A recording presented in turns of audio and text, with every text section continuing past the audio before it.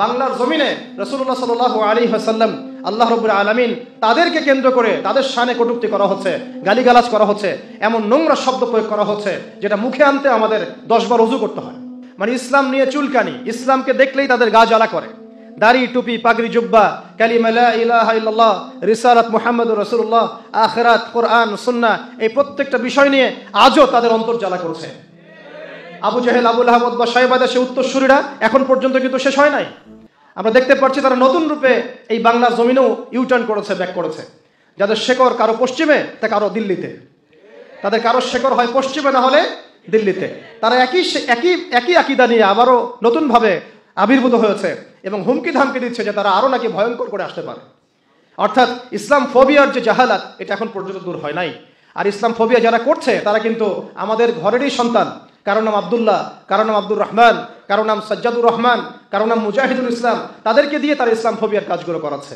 আপনারা একটু খেয়াল করে দেখবেন, বাংলার জমিনে রাসূলুল্লাহ সাল্লাল্লাহু আলাইহি ওয়াসাল্লাম আল্লাহ রাব্বুল আলামিন তাদেরকে কেন্দ্র করে তাদের শানে কটূক্তি করা হচ্ছে, গালিগালাজ করা হচ্ছে, এমন নোংরা শব্দ প্রয়োগ করা হচ্ছে যেটা মুখে আনতে আমাদের 10 বার ওযু করতে হয়। আল্লাহ রাব্বুল আলামিন আমাদেরকে এই ব্যক্তিদেরকে চেনার তৌফিক দান করেন, এই ইসলাম ফোবিয়া গোষ্ঠীকে চেনার তৌফিক দান করেন।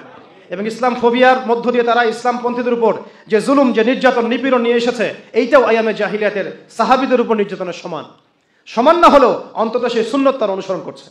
আজও দেখবেন আপনারা ইসলামপন্থী দাড়ি টুপিওয়ালা মানুষদের, ওলামায়ে কেরামদের এক একজনের কাঁধের উপরে 10টা করে 20টা করে মামলা ঝুলছে।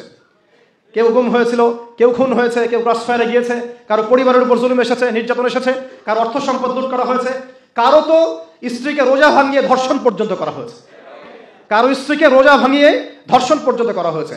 এগুলো কোনো ব্যক্তির প্রতিকৃতি নয়। আমি বারবার বলছি, এগুলো কোনো ব্যক্তির প্রতিকৃতি নয়, এগুলো হচ্ছে পুরো একটা জালেম সিস্টেমের প্রতিকৃতি। এগুলো নির্দিষ্ট কোনো ব্যক্তির উদাহরণ, নিদর্শন নয়, বরং একটা সিস্টেমের নিদর্শন। এরকম ব্যক্তি একজন নাই, হাজার হাজার হাজার হাজার আছে এই সিস্টেমের মধ্যেই। এখন পর্যন্ত তারা বহাল পদে, এখন পর্যন্ত বহাল তরবিয়তে তারা বহাল পদে আছে এবং অপেক্ষা প্রহর গুনছে যে কবে এইসব দিন চলে যাবে, আবারও সেই জাহালাত ফিরে আসবে। তারা নতুন রূপে এসে, ভয়ঙ্কর রূপে এসে আমাদের উপর আবার আগ্রাসী মনোভাব চালাবে, আগ্রাসী ভূমিকা রাখবে, ইসলামকে চিরতরে মিটিয়ে ফেলবে। এটা তাদের, ওয়াল্লাহি এটা তাদের গোপন সিক্রেট, ওয়াল্লাহি এটাই তাদের গোপন এজেন্ডা, গোপন মিশন, যেটা আমরা অনেক সময় বুঝেও বুঝি না, দেখেও দেখি না, বা অনুধাবন করার সক্ষমতা আমাদের থাকে না। আল্লাহর ওয়াস্তে আমরা যেন এমন কোনো জালেম শক্তিকে ভবিষ্যতে কোনো স্পেস না দেই, জায়গা না দেই, এই ব্যাপারে আমাদের সবাইকে সচেতন থাকতে হবে। আল্লাহ তৌফিক দান করেন, আমিন। সর্বশেষ কথা হচ্ছে, ওই সময় নবী সাল্লাল্লাহু আলাইহি ওয়াসাল্লাম সাহাবীদেরকে, মুসলিমদেরকে তারা সামাজিকভাবে কোণঠাসা করত, বয়কট করত এবং জুলুম নির্যাতন করত।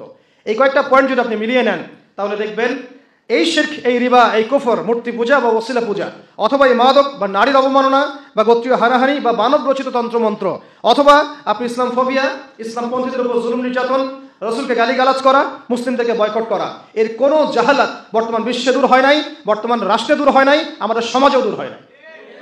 তাই এগুলোকে যদি চিরতরে দূর করতে চাই, তাহলে আমাদের উচিত হবে নবী সাল্লাল্লাহু আলাইহি ওয়াসাল্লামের পবিত্র সিরাত অনুযায়ী আমাদের পথ চলা।